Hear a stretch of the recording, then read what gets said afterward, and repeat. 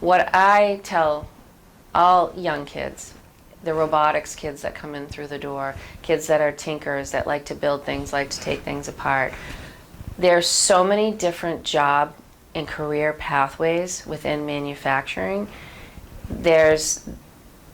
so many pockets of really cool manufacturing going on in the state of Massachusetts that has not been highlighted,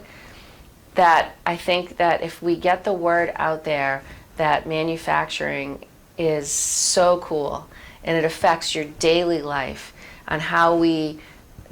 so many things that we utilize every day that is manufactured by someone or some inventor or someone trying to create something, that these jobs are not just your traditional machine shop jobs.